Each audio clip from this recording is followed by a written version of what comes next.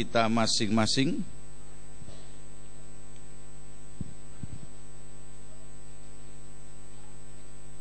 Dan kita akan membaca di dalam Kisah Rasul pasal 2 ayat yang keempat.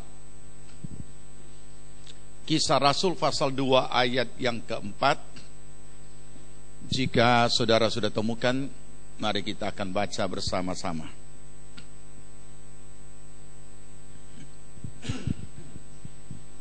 Kisah 2 ayat 4, demikian bunyi firman Tuhan, kita baca.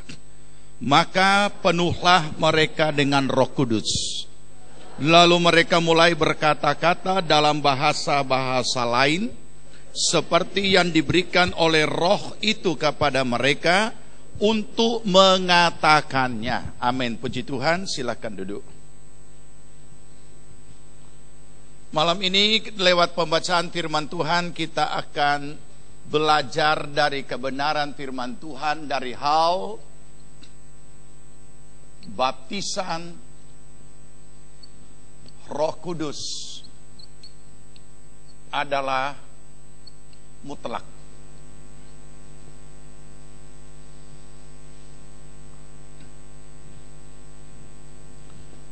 Sudah berjalan beberapa malam, diberikan kesempatan kepada kita untuk mengambil bahagian dalam waktu khusus yang disediakan, yaitu doa baptisan Roh Kudus.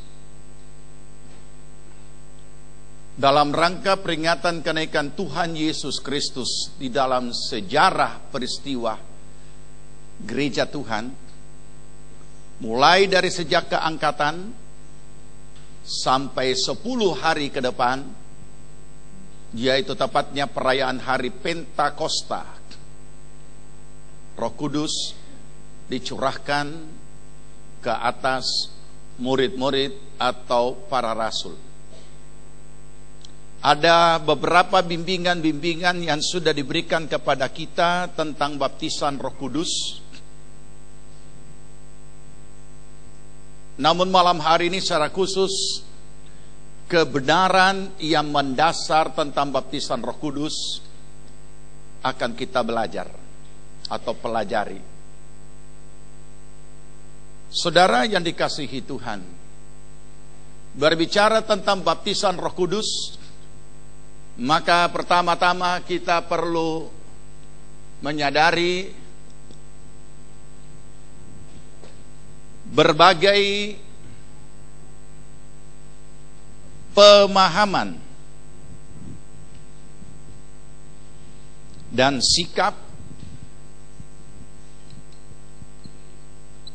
berbagai pemahaman dan sikap tentang baptisan Roh Kudus. Yang dimasukkan di sini adalah pemahaman gereja Tuhan dan sikap gereja Tuhan terhadap atau tentang baptisan Roh Kudus. Kalau kita kembali kepada Alkitab, maka kita menemukan kebenaran firman Tuhan bahwa gereja lahir justru karya Roh Kudus. Dimulai dari loteng Yerusalem. Baptisan yang pertama yang dialami oleh 120 murid atau para rasul yang menanti di atas kamar loteng, dan mereka mengalami lawatan Tuhan. Roh Kudus dicurahkan dan mereka dipenuhi Roh Kudus. Dan peristiwa itu menggemparkan seluruh dunia, oleh sebab orang Yahudi dari seluruh penjuru dunia datang ke Yerusalem untuk merayakan hari Pentakosta pada saat terjadi peristiwa itu. Kemudian dari situlah kita mengenal kelanjutan itu daripada baptisan Roh Kudus lahirlah gereja Tuhan. Orang-orang dimenangkan dan percaya dan menerima Kristus. Dan baptisan yang pertama yang dilakukan adalah lebih dari sekitar 3.000 orang. Kemudian 5.000 orang. Dan seterusnya tak terhingga jumlahnya. Itu Alkitab menulis dan sejarah gereja menulis kebenaran itu.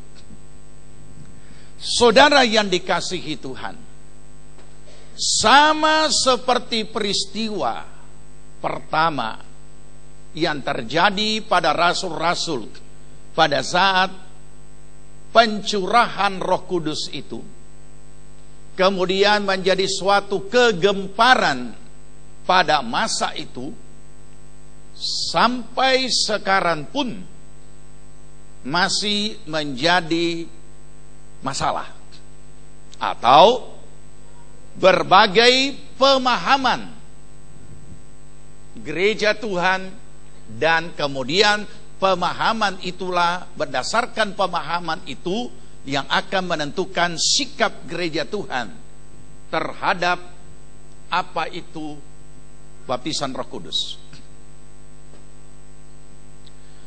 Beberapa malam yang lalu Ibu Gembala menyampaikan apa yang dicatat oleh sejarah gereja, khususnya sejarah gerakan pemulihan yang Allah kerjakan melalui gerakan Roh Kudus.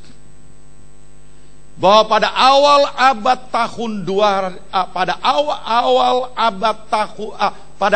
abad ke-20, tepatnya 1901,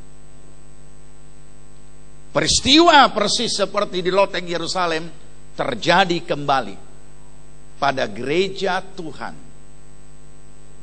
Dan juga pada saat itu terjadi suatu kegemparan yang kemudian menjadikan berbagai pemahaman dan sikap gereja. Berikut daripada hal tersebut dikenala lahirnya gerakan Pentakosta. Kemudian peristiwa yang sama terjadi kembali di sekitar tahun 1960.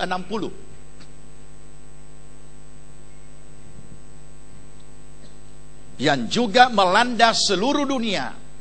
Dan gerakan itu, gerakan pemulihan ini juga masuk di Indonesia sekitar 1970, 1980, di mana gerakan Roh Kudus, lawatan Roh Kudus, baptisan Roh Kudus, karunia-karunia Roh Kudus juga turut menggemparkan negeri ini. Di tahun-tahun seperti itu, 70-an, 80-an, dan beberapa tahun berikutnya, muncul dan lahir dan tumbuh seperti jamur apa yang namanya persekutuan doa. Tetapi sama dengan sejarah pemulihan atau gerakan pemulihan gereja, selalu meninggalkan masalah. Dan gerakan tahun 60-an dan tahun 70-80-an masuk di negeri atau masuk di Indonesia juga dikenal dengan gerakan karismatik atau Neo Pentakos, atau kalau di Indonesia kan gerakan Pentakosta baru. Itu yang dicatat dalam sejarah yang tidak bisa dibantah. Di kota ini juga terjadi. Dan apa yang terjadi, saudara, yang melanda dunia pada saat itu, dan apa sebagai dampaknya adalah setiap gerakan pemulihan berikutnya selalu ditantang oleh gerakan pemulihan sebelumnya. Mari kita ingat apa yang dicatat oleh sejarah. Hanya 300 tahun lebih sejak gereja lahir di dunia, gereja mengalami kejatuhan yang paling dalam dan berada di dalam kegelapan 1300 sampai 1400 tahun lamanya. Gereja bukanlah kekristenan, dan kekristenan bukanlah gereja, tetapi kekafiran. Sampai Tuhan membangkitkan hambanya yang sering disebut Bapak Reformator, yaitu Martin Luther, untuk menghadapi situasi gereja pada saat itu. Saya tidak ulangi karena sudah dijelaskan oleh Ibu Gembala beberapa malam yang lalu. Oleh karena gereja sudah mengalami kejatuhan, bahwa keselamatan bukan lagi dari iman, tapi dari surat indulgensi, surat pembebasan dosa. Maka terjadilah reformasi besar-besaran dengan resiko juga yang besar terhadap gereja Tuhan pada saat itu, yang sudah menyatu dengan politik, yang sudah menyatu dengan budaya kafir. Tetapi apa yang terjadi? Perlawanan yang sengit harus dihadapi. Oleh karena itu lahirlah gereja Lutheran. Mari kita ikuti sejenak supaya kita bisa paham. Jadi malam ini kita akan belajar karena ibadah minggu. Nanti malam berikutnya adalah doa-doa khusus untuk baptisan Roh Kudus, sehingga mudah kita memahami dan lebih mudah kita membuka hati kita. Ternyata Tuhan belum selesai mengadakan pemulihan bagi gerejanya. Maka murid-murid Martin Luther dipakai Tuhan lebih lanjut untuk pemulihan berikutnya, bahwa yang boleh dibaptis hanya orang dewasa, karena hanya orang dewasa yang mengerti apa itu percaya dan terima Yesus, dan sesuai Alkitab mereka harus dibenamkan di dalam air. Apa yang terjadi? Kalau tadi gereja Roma melawan gereja Lutheran karena dianggap tidak taat kepada gereja, sekarang juga terjadi yang sama. Gereja Lutheran tidak dapat menerima gerakan Anabaptis, maka lahirlah gereja baru, gereja Anabaptis. Ana artinya ulang, gereja baptis ulang. Itu sejarah gereja yang tidak bisa dibantah. Hanya sayangnya pada masa gerakan Pentakosta tahun awal dari abad 20, baptisan yang dibenamkan di dalam air itu diklaim oleh kaum Pentakosta sebagai baptisan Pentakosta, padahal bukan. Itu adalah baptisan sesuai Alkitab. Seterusnya pemulihan terus terjadi. Pemulihan gerakan kesucian, pemulihan gerakan penyinjilan, karena gereja sudah tidak melakukan. Pemulihan tentang gerakan misi, pemulihan banyak sekali. Pemulihan tentang pola kepemimpinan gereja, karena pola kekaisaran sudah berlaku pada gereja dalam hal konteks pemerintahan gereja. Dan segala sendi-sendi kehidupan gereja mulai dipulihkan bahkan sampai hari ini. Bagi saudara yang bergereja di sini tidak terlalu sulit untuk mengatakan, kalau saya sering menyebutkan Alkitab tidak pernah mengakui kependetaan, karena di dalam Alkitab tidak ada pendeta.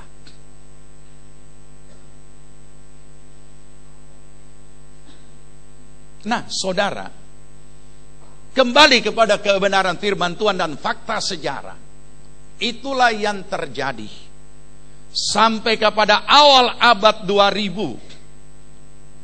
abad ke-20 awal dari memasuki tahun 2000 itu 1901 dan seterusnya, adalah terjadi kembali peristiwa yang kita baca ini melanda umat Tuhan.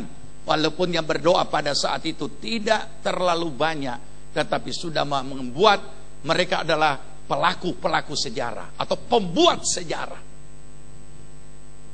Kemudian melanda dengan begitu cepat ke seluruh dunia.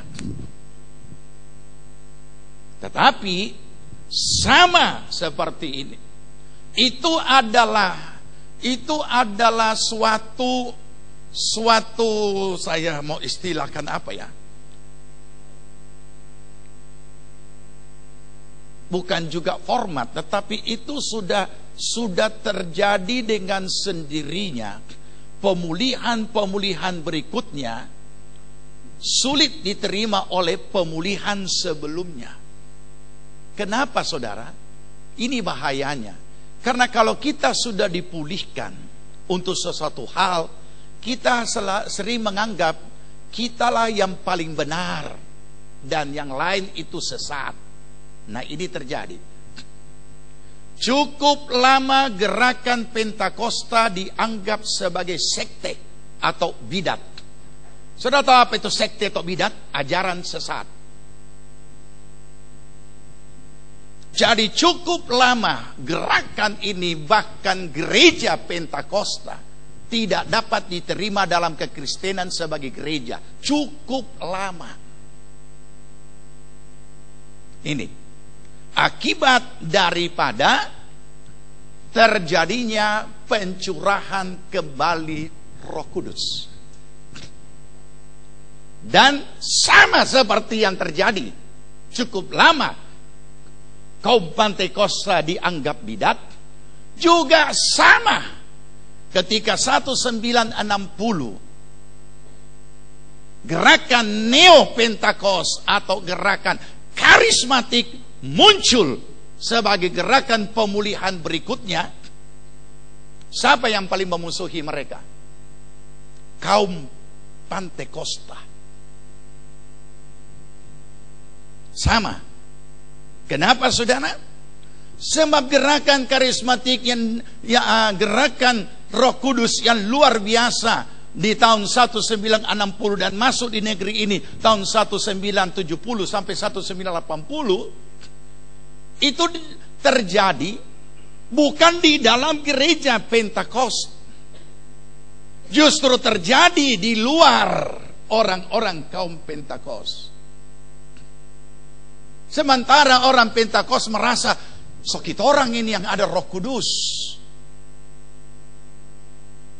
Jadi ketika itu melanda di persekutuan doa, bukan mereka hanya berbahasa roh, tapi mereka ada karunia-karunia Roh Kudus yang bekerja begitu dahsyat, yang selama ini sudah sulit, pada masa itu sudah sulit ditemukan di kalangan kita, tapi di kalangan justru yang lain. Makanya pada saat itu ketika kita bicara tentang gerakan karismatik, umumnya mereka isinya di situ orang-orang oikumenis dari segala gereja kumpul di situ, dan Tuhan pakai luar biasa mereka.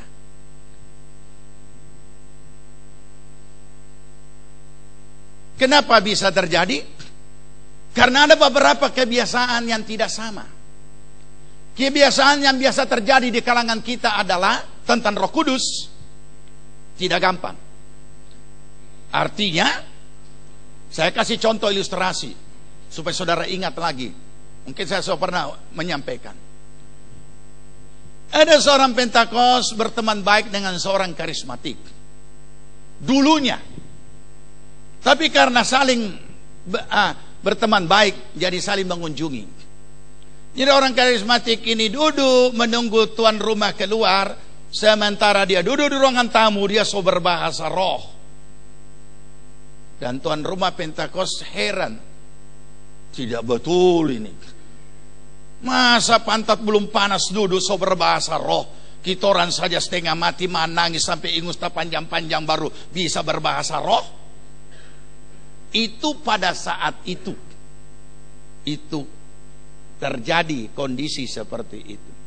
Tidak betul, sesat dorang. Nah, itulah kemudian tidak ada simpati. Jadi sama, semua kendala di dalam sejarah gerakan pemulihan gereja semua sama. Jadi seolah-olah kalau Tuhan mau bekerja tentang Roh Kudus, dia harus lapor dulu pendeta Pentakosta, lapor apa boleh kami diberi rekomendasi. Nah, ini yang sudah terjadi, saudara. Hal ini perlu kita pahami. Hal-hal yang mendasar ini, sejarah-sejarah yang sudah terjadi dan kendala-kendala yang terjadi ini perlu kita pahami apa kendala itu, apa bentuknya, dan apa bentuknya pemulihan itu. Supaya kita tidak cepat menolak, tidak cepat juga menjadi pengikut. Tetapi kita perlu memahami kebenaran firman Tuhan. Nah, saudara yang dikasihi Tuhan, jadi berbagai pemahaman. Ada yang menganggap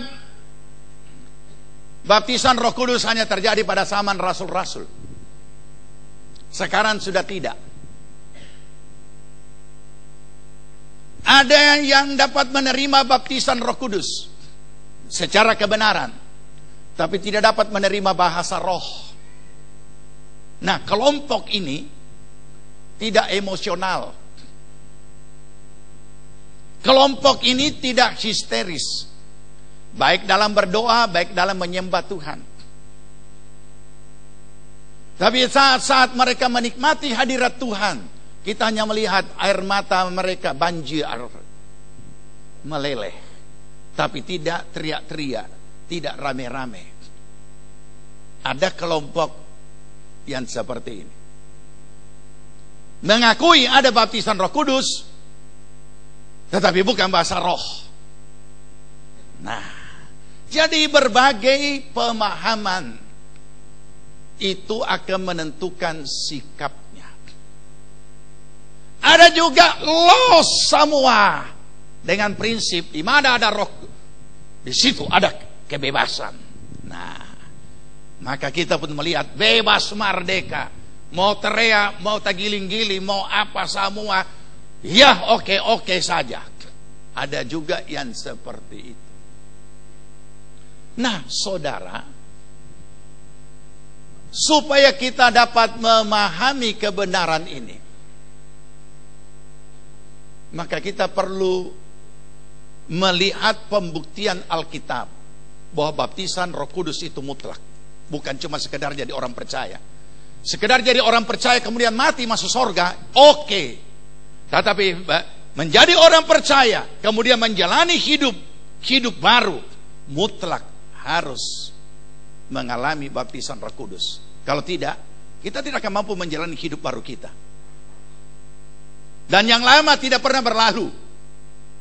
Karena kita jadi orang percaya, tetapi kita masih jalani hidup kita sebagaimana yang dulu.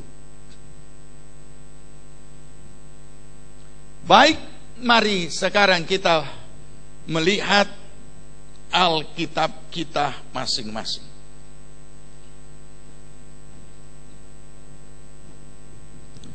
Kita baca ayat yang keempat tadi dari Kisah Rasul.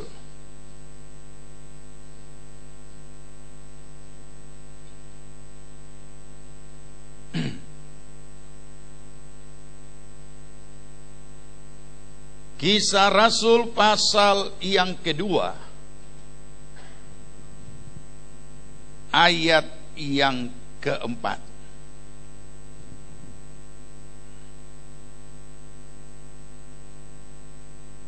Ada baiknya kita mulai dari ayat 1. Saya baca dulu ayat 1, saudara lanjut. Itu peristiwa di hari Pentakosta. Saya baca. Ketika tiba hari Pentakosta, semua orang percaya berkumpul di satu tempat. Ya.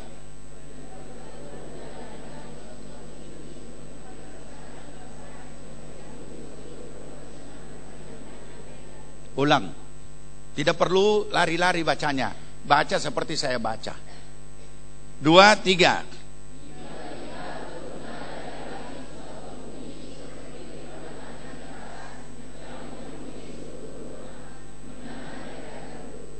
Dan tampaklah kepada mereka lidah seperti nyala api yang bertebaran dan hinggap pada mereka masing-masing.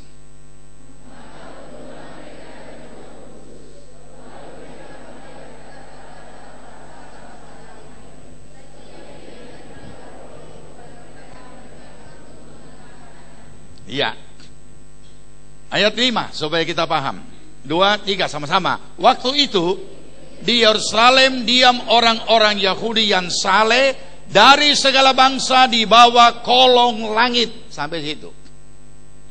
Jadi peristiwa ini terjadi pada saat hari Pentakosta, perayaan Pentakosta.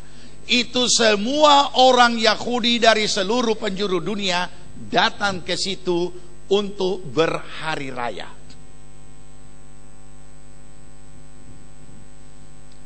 Dan kemudian pada saat peristiwa ini terjadi, supaya saudara bisa memahami tentang bahasa yang diberikan oleh mereka, orang-orang yang sedang berdoa ini penuh dengan Roh Kudus, lalu mulai berkata-kata dalam bahasa-bahasa lain, seperti yang diberikan oleh Roh itu kepada mereka untuk mengatakannya. Dan ketika 120 orang ini mulai berkata-kata dan didengar oleh orang-orang Yahudi dari seluruh penjuru dunia ini, mereka kaget, mereka tercengang, mereka termangu-mangu. Kenapa? Sebab masing-masing mendengar orang itu berkata-kata sesuai bahasa asal mereka. Bisa nangkap ya? Ya. Jadi kalau saya orang Italia dengar itu bahasa, kok dia berbahasa Italia ya? Kalau saya orang Yahudi misalnya dari Jerman pulang ke sana ada saat itu dan mereka, kok dia berbahasa Jerman? Atau saya dari Badak dan datang ke ini bahasa Badak. Ini bahasa Kulawi. Mengerti maksudnya? Jadi pada saat itu bentuk bahasa yang diberikan oleh Roh Kudus untuk mengatakannya adalah bahasa dari para yang hadir. Bahasa ibu mereka, bahasa asal mereka. Sama saja kalau sekarang saya berbicara, kemudian masing-masing mendengar sesuai bahasa daerah saudara, saudara pasti akan kaget loh. Ini om kok bisa bicara tahu kita punya bahasa ya? Kita kan dari berbagai tempat. Ini bentuknya supaya kita memahami apa itu, karena akan ada kaitannya dengan bahasa roh. Jadi bahasa roh yang diberikan pada saat itu, bahasa yang dikaruniakan oleh Roh Kudus pada saat itu adalah bahasa yang seperti itu. Makanya jadi gempar. Nah, saudara yang dikasihi Tuhan, penuhlah mereka dengan Roh Kudus.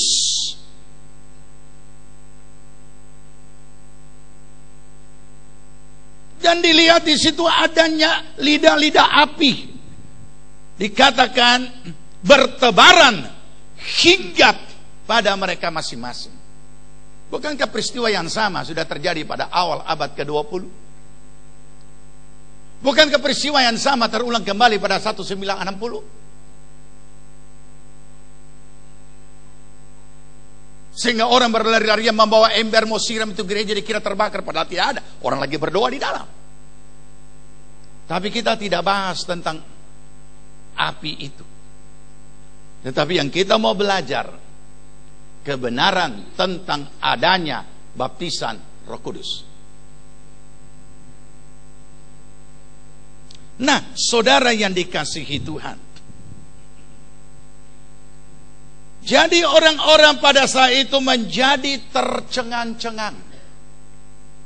Dan mereka berkata, ayat 7.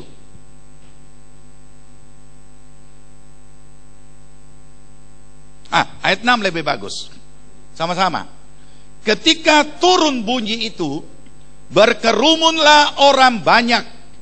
Mereka bingung karena masing-masing mendengar rasul-rasul itu berkata-kata dalam bahasa mereka sendiri. Ya memang itu akan jadi gempar. Itu akan jadi, saudara akan jadi bingung ketika saya berbicara dan saudara mendengar menurut bahasa daerah saudara masing-masing. Padahal saya cuma bicara. Nah, itulah karya Roh Kudus. Kemudian mereka heran itu karena seperti ini, ayat 7. Baca, mereka semua tercengang-cengang dan heran, lalu berkata, bukankah mereka semua yang berkata-kata ini orang Galilea? Jadi sama, saudara kenal saya siapa. Tapi kemudian ketika saya berbicara, saya berkata-kata, saudara mendengar saya berkata-kata menurut bahasa daerah saudara masing-masing. Ini kan aneh. Padahal saya cuma berkata-kata dengan satu kata. Ya kan? Nah, itu yang terjadi pada saat itu. Itu sebabnya mereka berkata seperti ini dalam ayat 8. Ya, bagaimana mungkin kita masing-masing mendengar mereka berkata-kata dalam bahasa kita sendiri, yaitu bahasa yang kita pakai di negeri asal kita. Kemudian daftar bahasa dari negeri-negeri itu kita tidak usah baca. Kemudian apa yang mereka dengar? Apa isi berita yang mereka dengar? Dan kenapa Roh Kudus berkarya harus seperti itu pada saat itu? Nah, kita baca ayat 11. Ya, karena saya sudah daftar daerah itu. Kemudian ayat 11 langsung saja. Ya, nanti yang lain baca di rumah sebelumnya. Baik orang Yahudi maupun penganut agama Yahudi, orang Kreta dan orang Arab, kita mendengar mereka berkata-kata dalam bahasa kita sendiri tentang perbuatan besar yang dilakukan Allah. Dari ayat ini kita langsung menangkap kenapa Roh Kudus memberikan karunia versi ini.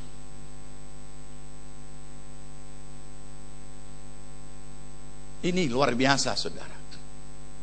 Karena isinya adalah perbuatan Allah yang besar, dan ketika itu disampaikan langsung kepada bahasa yang langsung dapat dimengerti, maka dengan mudah mereka dapat menerima dan mengerti dan menjadi percaya. Nah, sekarang saya mau tanya sejenak. Tadi ada lagu yang saudara tidak mengerti bahasanya waktu saudara memuji Tuhan tadi? Ada? Siapa yang tadi waktu pujian sebelum firman ada lagu yang dia tidak tahu bahasanya? Ada? Sepertinya dua lagu tadi membuat saudara banyak susah. Dua lagu pertama. Apa dua lagu pertama apa? Hah? Kalau haleluya gampang kan? Haleluya. Ulang-ulang. Haleluya.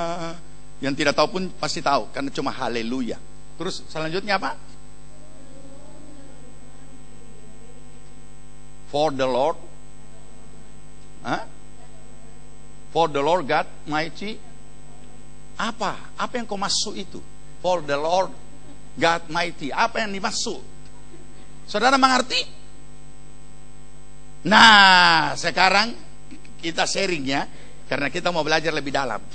Ketika saudara sulit dan tidak memahami kalimat itu, bisa menyanyi dengan baik? Bisa nikmati? Nggak bisa lah. Nah, kenapa Roh Kudus harus memberikan karunia dalam versi ini?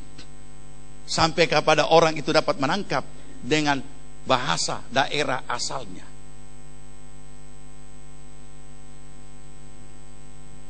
Mana lebih akrab, lebih dekat ketika kita pakai bahasa yang umum atau bahasa daerah yang langsung. Coba kalau saudara merantau, entah saudara dari jalan-jalan di mall di Surabaya atau di Jakarta, tiba-tiba ada orang lewat bercerita, tiba-tiba yang bercerita bilang, ngana beli apa? Langsung saudara tengok, dia bilang ngana, tantu, oh tidak lain pasti Sulawesi ini kan? Oh bakudap, apalagi itu yang paling sangat berkesan kalau kita ada di luar negeri. Kita ada di negara lain, kemudian ada pada orang bilang ngana, oh sudah, ini tole pasti satu. Ya kan? Iya. Langsung lebih mudah dengan mudah. Jadi saudara, mari kita renungkan. Sehingga kita tidak menangkap dengan pemahaman kita sendiri. Pada saat itu kan ada yang berkata begini, saya hanya percaya baptisan Roh Kudus kalau seperti ini, model lain tidak. Karena kita tidak tahu apa yang dia bilang. Sialah masyaralah batak. Apa itu? Nah, jadi perlu kita memahami. Ini versi yang diberikan pada saat di Yerusalem sesuai dengan situasi kondisi yang ada dengan hadirnya orang-orang Yahudi dari seluruh penjuru dunia di bawah, dikatakan di bawah kolong langit. Karena itu kebiasaan mereka pulang ke sana untuk merayakan hari Pentakosta.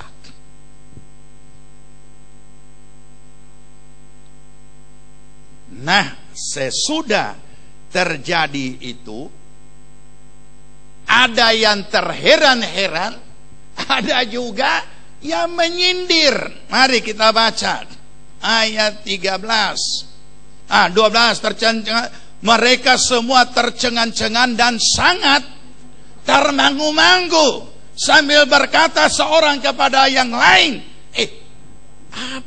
apa ini? Apa ini? Bagaimana kamu dengar? Bahasa apa ini? Iyo, kita punya bahasa itu. Apa ini? Apa ini? Tapi yang lain bilang apa? Ayat 13. Tapi orang lain menyindir, mereka sedang mabuk oleh anggur manis. Saya baca di sini, saya terus dapat tangkap, rupanya anggur manis juga bisa bikin mabuk, bro. Jangan cuma bilang, oh enggak, ini anggur manis. Mabuk dengan anggur manis mungkin beda ya. Kalau dia mabuk dengan anggur pahit mungkin beda lagi. Nah, maka Tuhan Roh Kudus memakai Petrus menyampaikan dan memberi klarifikasi. 14 sama-sama. Maka bangkitlah Petrus berdiri dengan ke-11 rasul itu, dengan suara nyaring ia berkata kepada mereka, hai kamu orang Yahudi dan kamu semua yang tinggal di Yerusalem, ketahuilah dan camkanlah perkataan ini. Selanjutnya dia mulai berkhotbah dari perjanjian lama sampai perjanjian baru. Ya. Tetapi dia klarifikasi dulu. 15. Orang-orang ini tidak mabuk seperti yang kamu sangka, karena hari baru pukul 9. Tapi itulah yang difirmankan Allah dengan perantaraan Nabi Yoel. Dia mulai bahas dari situ. Jadi ini tidak mabuk sebab baru jam 9 pagi. Terus bagaimana dengan Pak Itua di rumah? Jam berapa dia mabuk? Kalau belum di atas jam 9, berarti dia lebih hebat dari yang ditulis Alkitab. Nah, saudara, kita mau lihat apa hasil penyampaian Petrus ketika berkhotbah dan menjelaskan begitu rupa secara mendetail, dan kemudian dia mulai mengatakan lebih lanjut. Ayat 36. Sesudah dia jelaskan secara kebenaran firman ataupun secara pemahaman teologis, sekarang Petrus mulai menuju kepada sasaran. Dan dengan kuasa Roh Kudus ia berkata lebih lanjut. 2, 3. Jadi seluruh kaum Israel harus tahu dengan pasti bahwa Allah telah membuat Yesus yang kamu salibkan itu menjadi Tuhan dan Kristus.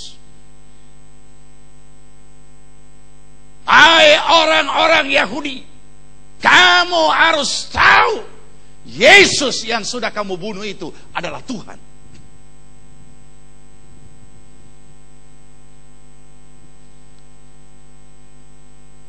Dia tidak memberikan lagi keterangan secara teologis panjang lebar, tetapi dia sudah sampai kepada ujung daripada penjelasan itu, sampai kepada sasaran. Siapa itu Yesus yang kamu bunuh?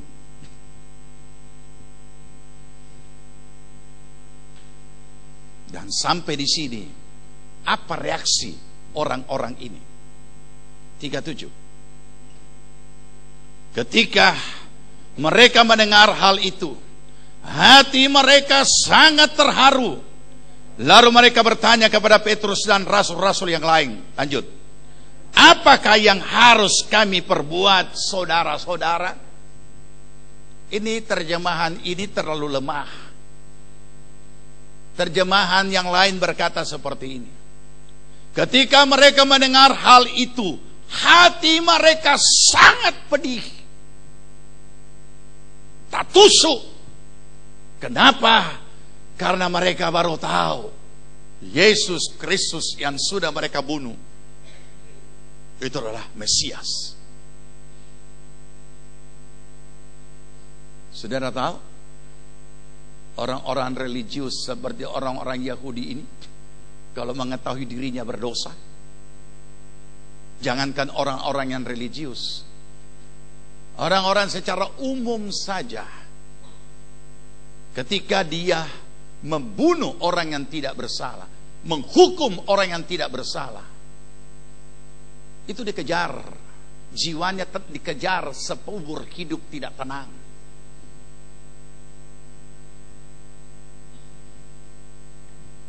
Saya ingin memberikan ilustrasi sedikit. Ada seorang penembak jitu Amerika yang kemudian diperingati pengorbanannya. Kemudian sebagai penghargaan difilmkan. Sekarang mungkin baru selesai di bioskop-bioskop. Namanya American Sniper, penembak jitu, tentara SEAL. Tidak mudah menjadi tentara SEAL, dia harus bisa laut, darat, udara, dan di segala medan. Dan siksa sekali dia punya latihan. Itu adalah pasukan elit. Dia sudah usia 30-an ke atas baru menjadi tentara. Hanya karena melihat siaran televisi. Ini kisah nyata. Pada saat menara kembar itu diterobos dan roboh. Kenapa dia dihargai, diberi penghargaan, dan kenapa diperingati? Karena dialah satu-satunya penembak jitu yang paling banyak menembak teroris di tempat-tempat yang diutus atau dia dikirim ke medan perang. Di situ diperlihatkan, saudara, dari sejak, bukan cuma ini, dari sejak perang Vietnam yang dulu itu banyak tentara jadi gila setelah dia pulang. Seperti ini juga.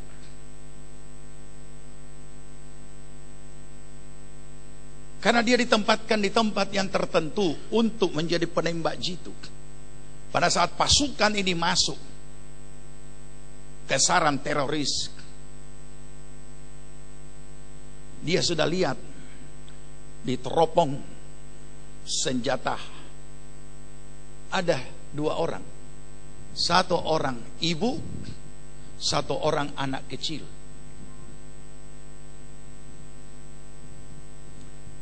Keluar dari sebuah gedung, kemudian berjalan dengan anak ini. Ya, mungkin karena sudah terlatih, dia langsung tahu, dia langsung curiga. Ini ibu ini berjalan kok tangannya tidak goyang, tetapi dia pegang terus jubahnya. Dia langsung nangkap ada sesuatu di dalam jubah. Dan benar, ketika itu pasukan itu sudah tinggal 120 meter sekian, tidak jauh lagi. Ibu ini buka dia punya baju dan dia keluarkan bom, ya, sebesar ini. Dia berikan kepada anak kecil ini, entah anaknya atau siapa, dia berikan. Dan anak ini yang lugu, dia bawa ini bom, maju. Kan biasa kan kita mendengar ada penduduk sipil korban kan, padahal kita tidak tahu yang sebenarnya. Sekarang satu pergumulan, tembak tidak, karena ini anak kecil. Kalau tidak tembak, seluruh pasukan habis. Terakhir dia anak kecil itu. Habis itu ibunya lagi ambil itu bom dan berlari-lari maju ke depan. Ya, kita tahu kan apa namanya bom bunuh diri. Wanita kan tidak bisa ditembak karena dia bukan tentara. Tembak tidak. Oh, itu pergumulan yang sengit. Jatuh. Tapi peristiwa itu membuat ia sekian lama tidak bisa dia atasi. Dia tidak bisa atasi perasaan itu. Beda kalau orang di medan perang sama-sama baku bagi, tapi ini kondisi seperti ini. Jadi saudara, ketika orang-orang Yahudi di Yerusalem ini mendengar penjelasan daripada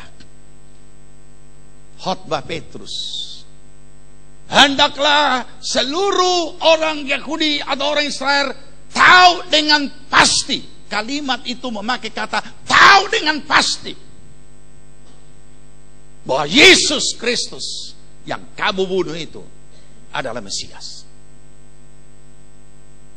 Kata-kata itu menusuk mereka dan hati mereka menjadi pedih, dan mereka berkata, apakah yang harus kami perbuat, saudara-saudara?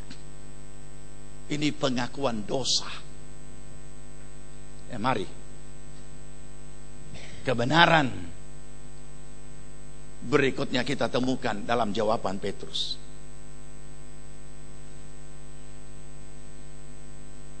Ayat 38. 2-3. Jawab Petrus kepada mereka, bertobatlah dan hendaklah kamu masing-masing memberi dirimu dibaptis dalam nama Yesus Kristus untuk pengampunan dosamu, maka kamu akan menerima karunia Roh Kudus. Untuk apa ekor kalimat ini mesti ada? Hendaklah kamu bertobat dan hendaklah kamu masing-masing dibaptis dalam nama Yesus Kristus untuk pengampunan dosamu, maka kamu akan menerima karunia Roh Kudus. Untuk apa ini ada? Kan cukup terima Yesus saja, cukup bertobat saja, cukup dibaptis air saja. Tetapi dari sejak awal gereja mula-mula berdiri, dari sejak awal Petrus berkhotbah, Petrus sudah taruh itu. Roh Kudus sudah taruh perkataan Petrus dengan kalimat ini. Kalau kita bertobat, terima Yesus, menjadi percaya, beroleh hidup yang kekal, dan kemudian sesudah itu mati masuk sorga, selesai. Tapi untuk hidup di dunia ini, kita butuh Roh Kudus sebagai penolong. Karena setiap saat iblis selalu berusaha menggugurkan kita.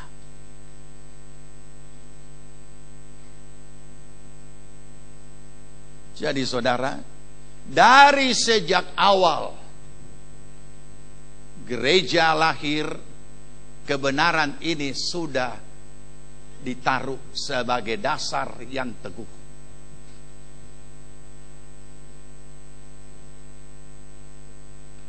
Jadi baptisan Roh Kudus itu mutlak bagi orang yang masih hidup, mau menjalani hidup barunya, dan belum mati, masih hidup di dunia. Kita butuh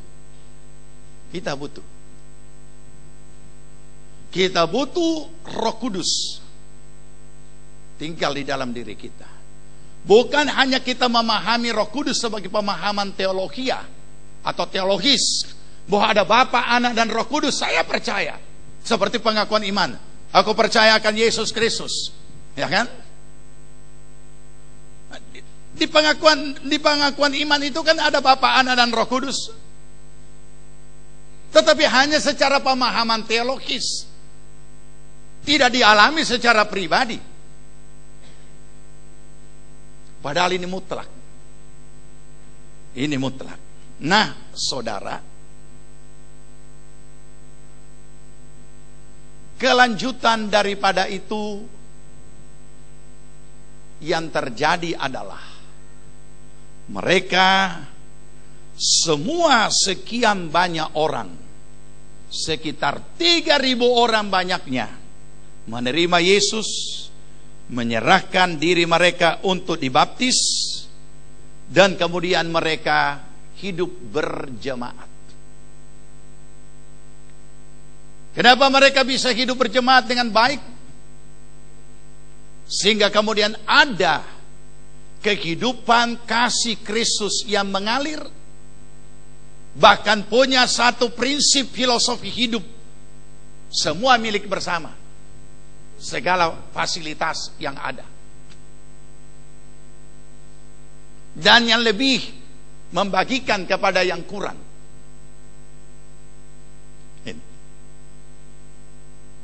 Itu hanya bisa terjadi kalau semua yang terkait sudah mengalami kepenuhan Roh Kudus yang diawali dengan baptisan Roh Kudus. Baik, maka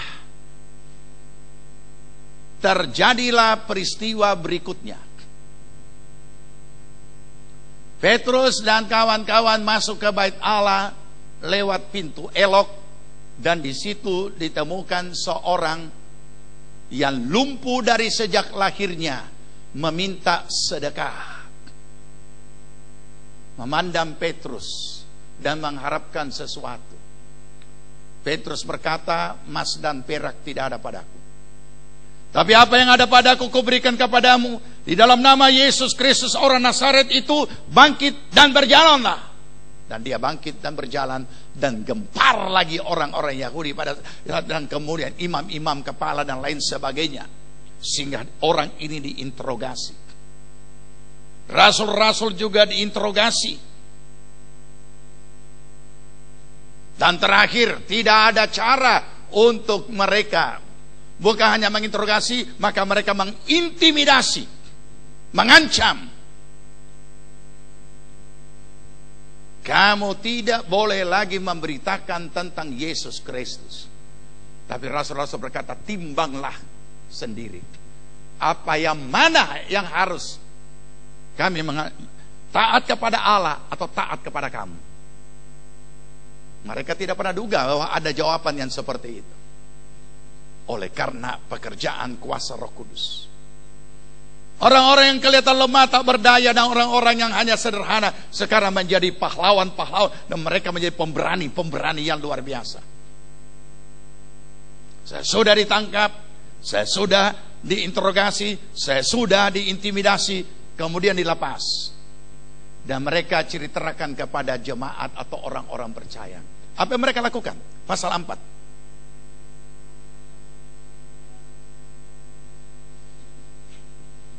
Kisah Rasul pasal 4.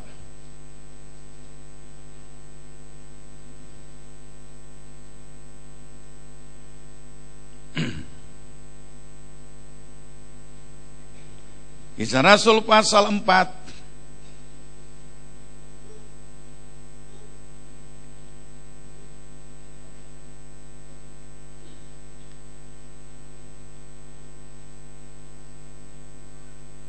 ayat 31. Itu doa jemaat untuk rasul-rasul. 2, 3. Dan ketika mereka sedang berdoa, goyanglah tempat mereka berkumpul itu, dan mereka semua penuh dengan Roh Kudus. Lalu mereka memberitakan firman Allah dengan berani hati. Beda dengan sekarang kan? Kalau sekarang kondisinya seperti itu, maka para pendeta akan dinasihati begini oleh sinodenya. Kalau bawa firman itu pakai hikmat, supaya jangan orang tersinggung. Nanti orang kaya tersinggung, nanti pejabat tersinggung kalau bahas tentang korupsi. Jadi hati-hatilah bicara. Tapi Roh Kudus membuat orang berani mengatakan firman dengan terus terang. Kalau terjemahan ini hanya dikatakan memberitakan firman Allah dengan berani. Kalau dalam terjemahan lain dikatakan memberitakan firman Allah dengan terus terang. Kadang-kadang kala pengkhotbah banyak menyembunyikan kebenaran firman hanya karena tidak berani. Satu saat saya diundang bertugas Natal di Polda sana. Mereka yang lagi sedang pendidikan ada di luar, ditaruh di luar. Perwira yang ada dalam ruangan. Dan saya katakan, baju yang Anda pakai itu bukan baju murahan, karena harganya untuk boleh pakai itu baju, harganya puluhan juta. Karena semua juga orang tahu. Tinggal terjemahkan sendiri.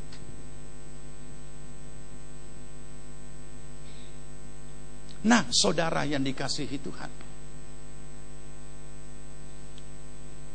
tugas gereja untuk untuk menyuarakan suara kenabian hampir-hampir terdengar sayup-sayup. Banyak faktor. Tetapi Roh Kudus membuat mereka berani menyatakan, memberitakan firman dengan terus terang.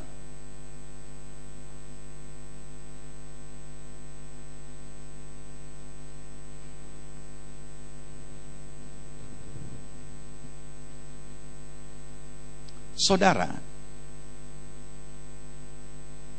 ketika mereka sedang berdoa, goyanglah tempat mereka berkumpul itu. Apa yang goyang? Tempat. Tapi yang terjadi, yang sering terjadi bukan tempat yang bergoyang, orang yang bergoyang tergiling-giling, teriak-teriak histeris. Dan saya yakin juga, kalau sampai sementara kita berdoa, goyang ini tampak, semua lari keluar. Karena yang sudah diajarkan pada kita, kalau ada tanah goyang, jangan tinggal dalam gedung. Harus di luar gedung.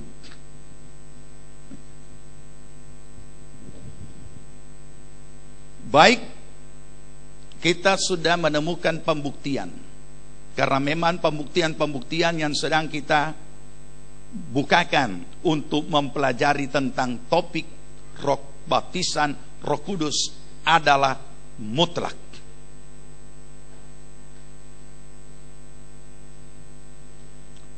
Kemudian kita juga akan melihat apa yang terjadi pada Filipus. Ya, pada Filipus, Roma pasal 8.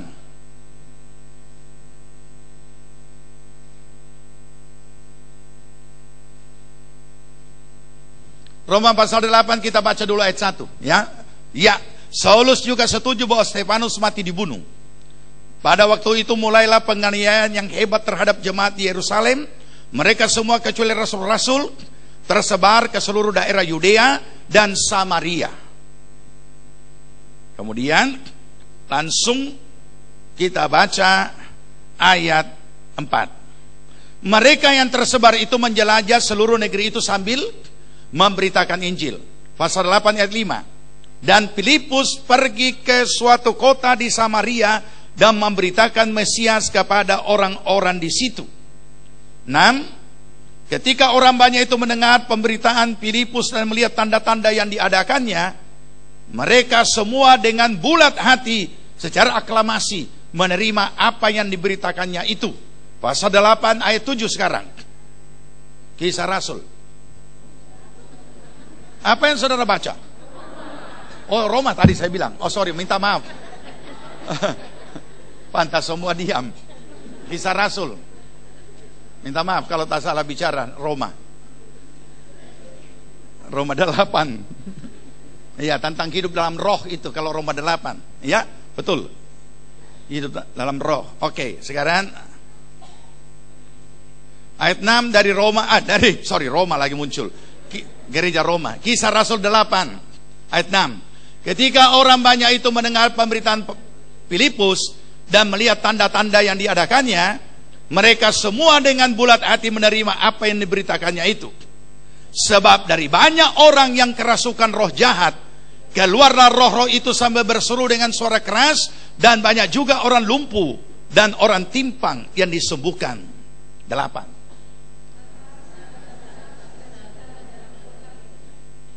Saya tidak bisa bayangkan kalau seluruh isi kota Palu mengalami sukacita yang sangat besar. Ini kota, saudara, bicara kota, bukan desa, apalagi dusun. Kota yang ada di Samaria. Kemudian ternyata di kota itu, ini perlu kita tahu supaya kita lebih paham. Ayat 9. Seorang yang bernama Simon telah sejak dahulu melakukan sihir di kota itu dan menakjubkan rakyat Samaria, serta berlagak seolah-olah ia seorang yang sangat penting. Simon, siapa namanya?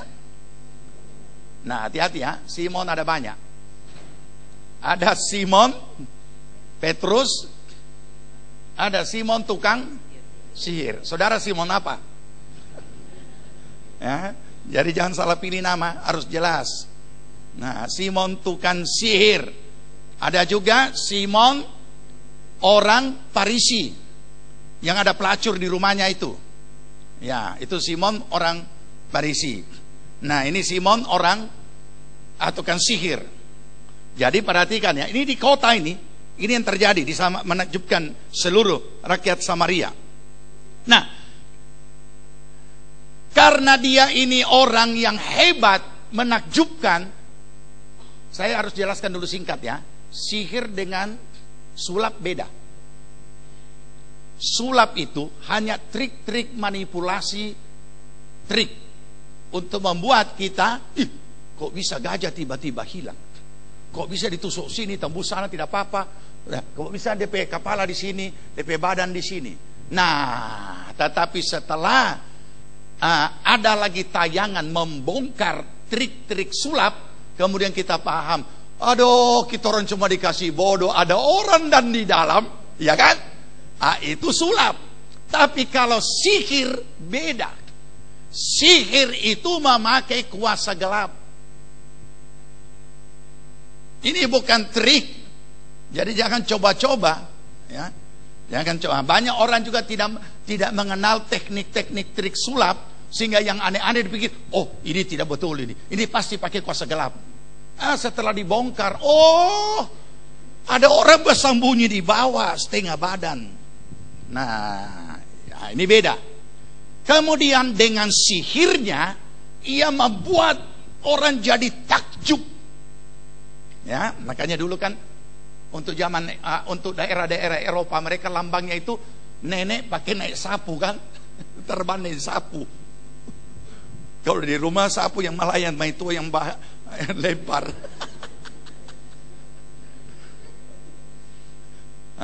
Begitu. Oh, dia so lihat di rumah ini. Oke, 10. Aduh, asik dong mata tawakan yang di rumah. Rupanya bukan cuma sendok, sapu juga kan. Oke, ya, ayat 10. Semua orang besar, kecil mengikuti siapa? Simon, dan berkata, orang ini adalah kuasa Allah yang terkenal sebagai kuasa besar. Oh, memang dia sangat disegani di kota itu. 11. Dan mereka mengikutinya karena sudah lama ia menakjubkan mereka oleh perbuatan sihirnya. 12. Tapi sekarang orang-orang itu mereka percaya kepada Filipus dan yang memberitakan Injil tentang kerajaan Allah dan tentang nama Yesus Kristus, dan mereka memberi diri mereka dibaptis, baik laki-laki maupun perempuan. 10. 13. Simon sendiri juga menjadi percaya, baru kena rasa. Nah, dan sesudah dibaptis, Simon dibaptis juga. Nah, ia senantiasa bersama-sama dengan Filipus dan takjub ketika ia melihat tanda-tanda dan mujizat-mujizat besar yang terjadi. Tidak salah-salah ini. Dia juga percaya, dia juga dibaptis, dia ikut terus, ajudan, ikut terus. Filipus pergi di mana? Filipus. Nah, dan dia lihat, tambah takjub dia. Orang lumpuh berjalan. Saudara, perhatikan ya, tanda-tanda yang besar. Ini bukan cuma kaskado, kemudian doakan dipegang begini, langsung jadi mulus. Bukan. Ini tanda-tanda yang besar. Saudara sudah pernah baca? Hamba-hamba Tuhan yang dipakai Tuhan melakukan mujizat besar. Biji mata palsu bisa jadi mata sungguhan. Kaki panjang sebelah bisa jadi sama panjang. Bahkan disorting dengan jarak dekat, bagaimana kaki itu jadi tambah panjang dan jadi rata. Mujizat-mujizat yang besar. Dan kalau Simon tukang sihir ini selalu ikut Filipus, saya yakin tanda-tanda yang dilakukan Tuhan Roh Kudus melalui Filipus jauh lebih hebat daripada cuma sihir-sihirnya itu Simon. Makanya dia ikut. Nah, sekarang masuk. Kenapa? Filip dan Simon takjub ketika melihat tanda-tanda dan mujizat besar yang terjadi. Nah, singkat dulu ya. Waktu rasul-rasul di Yerusalem mendengar berita tentang hal ini di Samaria, kemudian rasul-rasul di Yerusalem mengutus Petrus dan Yohanes pergi ke sana, pergi lihat apa yang sedang terjadi. Karena gempar, satu kota mengalami lawatan Roh Kudus luar biasa yang terjadi, gempar. Dan itu juga penggenapan. Jadi saksi mulai Yerusalem, Yudea, Samaria. Ini sudah sampai di Samaria. Dan apa yang terjadi, saudara? Maka Petrus dan Yohanes diutus ke Samaria. 15. Setibanya di situ, kedua rasul itu berdoa supaya orang-orang Samaria itu beroleh Roh Kudus. Untuk apa? So cukup mereka terima Yesus, so jadi orang percaya. Untuk apa lagi didoakan untuk terima Roh Kudus? 16. Sebab Roh Kudus belum turun di atas seorang pun di antara mereka, karena mereka hanya dibaptis dalam nama Tuhan Yesus. Perhatikan dulu sampai di sini, saya jelaskan singkat. Orang Yahudi zaman Petrus pada saat dia berkhotbah di Yerusalem adalah orang-orang Yahudi yang sudah dibaptis, Karena setiap orang Yahudi dibaptis, tapi belum di dalam nama Tuhan Yesus. Makanya Yesus memberitakan, bertobatlah kamu dan berikan dirimu dibaptis di dalam nama Tuhan Yesus Kristus. Nah, orang-orang Samaria yang ada di Samaria sudah dibaptis di dalam nama Tuhan Yesus. Apalagi kurang? Bukankah cukup sampai di situ? Masih ada satu. Mereka harus dipenuhi Roh Kudus.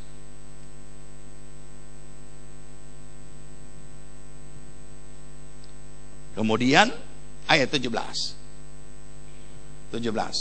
Kemudian keduanya menumpangkan tangan di atas mereka, lalu mereka menerima Roh Kudus.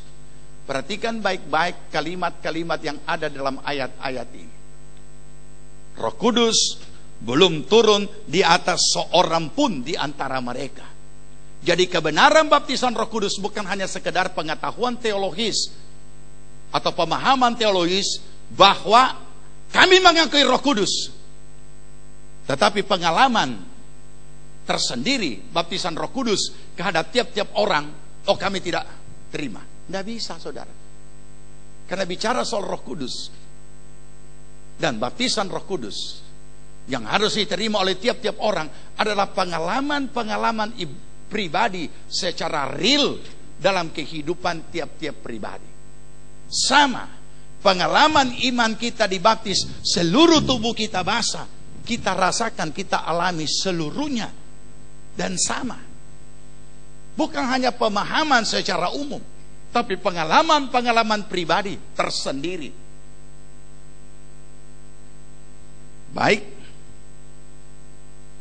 jadi ini mutlak. Terus kita mau cek lagi Simon ada di mana. Ya, karena dia lihat kan, dia lihat, dia saksikan. Nah, 18. Ketika Simon melihat sama-sama bahwa pemberian Roh Kudus terjadi oleh karena rasul-rasul itu menumpangkan tangannya, ia menawarkan uang kepada mereka. Oh, memang ini tak lalu betul. Ya, serta berkata, berikanlah juga kepada aku kuasa itu, supaya jika aku menumpangkan tanganku di atas seseorang, ia boleh menerima Roh Kudus. Kita buang dulu negatifnya ya. Kita buang dulu negatifnya. Anggaplah ini orang ini bodoh-bodoh, polos-polos. Tapi yang penting dia butuh itu kuasa. Karena ternyata kita tahu kan, kalau seseorang sudah terima Yesus, sudah bertobat, so hilang habis DP kuasa sihir. Tidak ada lagi orang yang takjub. Iya kan? Artinya ini dukun so tidak terkenal, ini dukun so tidak mempan, so lumpuh, dia punya kuasa gelap. Siapa lagi yang mau anggap? Tidak ada. Rupanya dia dekat Pak Filipus ini sama dengan cerita silat, mau basuhu Pak Filipus, ya? Karena itu kan biasa. Oh, rupanya dia lebih sakti. Kita juga mau mesti bagus rupa dia ini. Nah, ikut. Nah, supaya aku juga berikanlah kuasa itu kepada aku. Kenapa kita mau kita bayar kita? Dia kira bisa dibeli dengan uang. Saudara, motivasi kita harus murni.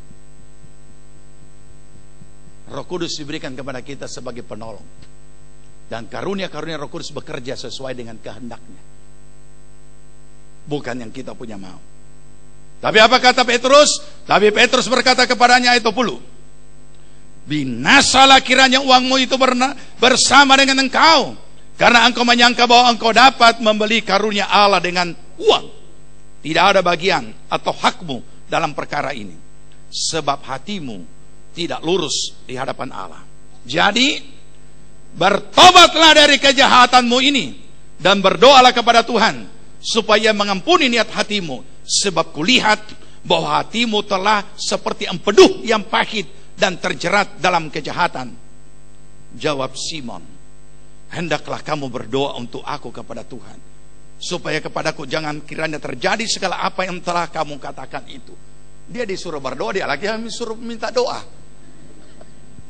Nah, jadi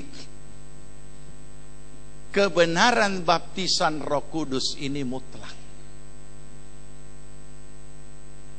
Dan kita tidak ada keinginan lain, tidak ada motivasi lain, seperti apa yang sudah terjadi. Bukan untuk supaya kita hebat, supaya kita apa dan lain sebagainya, tapi kita butuh ditolong. Dia adalah penolong yang dikirim untuk menolong kita menjalani hidup baru kita, supaya kita punya kemampuan dan kekuatan untuk boleh taat melakukan firman Tuhan. Mari kita berdoa.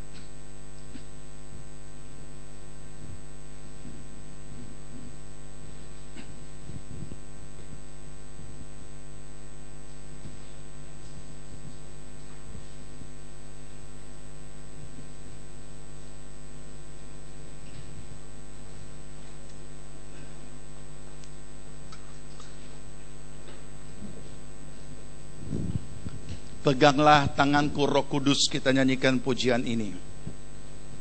Dan kita masuk dalam doa. Peganglah tanganku Roh Kudus setiap hari. Ku tak dapat jalan sendiri tanpa Roh-Mu. Amin Tuhan. Bawalah diriku kepada segala kebenaran. Amin. Agar ku tidak tersesat. Amin. Mengikuti jalan-Mu. Peganglah tanganku Roh Kudus. Peganglah tanganku Roh Kudus setiap hari. Amin, amin.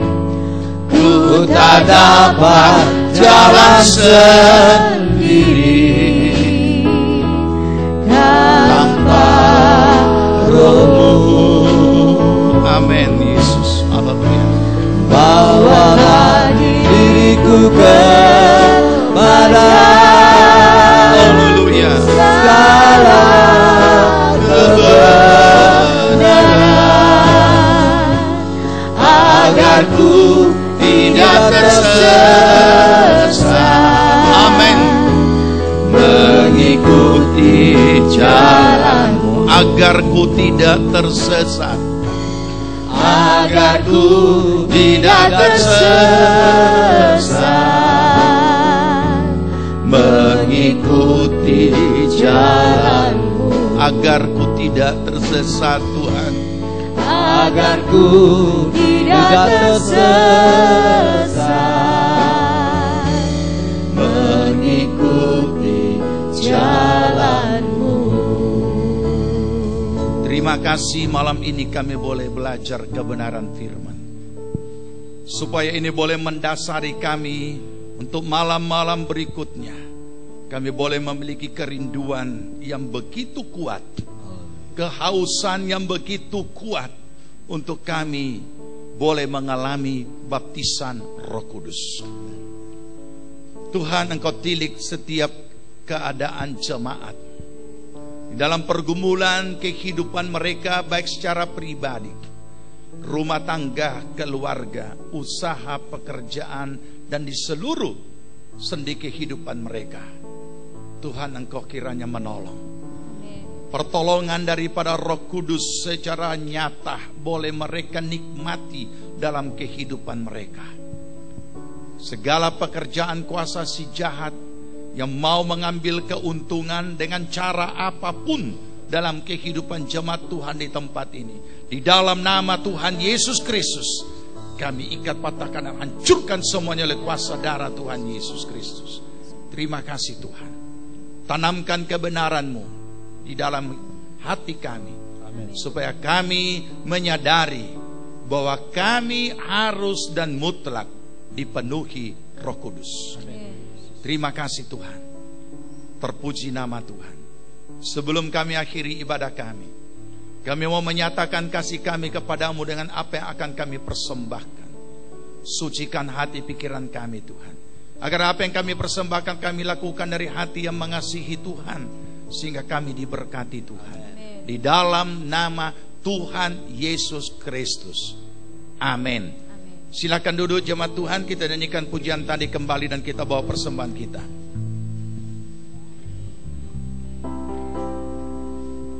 Peganglah tanganku Roh Kudus setiap hari. Ku tak dapat jalan sendiri tanpa Roh-Mu. Bawalah diriku kepada segala kebenaran, agar ku tidak tersesat mengikuti jalan-Mu. Mari kita bangkit berdiri. Peganglah tanganku Roh Kudus setiap hari. Amin. Ku tak dapat jalan sendiri tanpa Roh-Mu. Bawalah diriku kepada segala kebenaran, agar ku tidak tersesat mengikuti jalan-Mu. Agar ku tidak tersesat, agar ku tidak tersesat mengikuti jalan-Mu.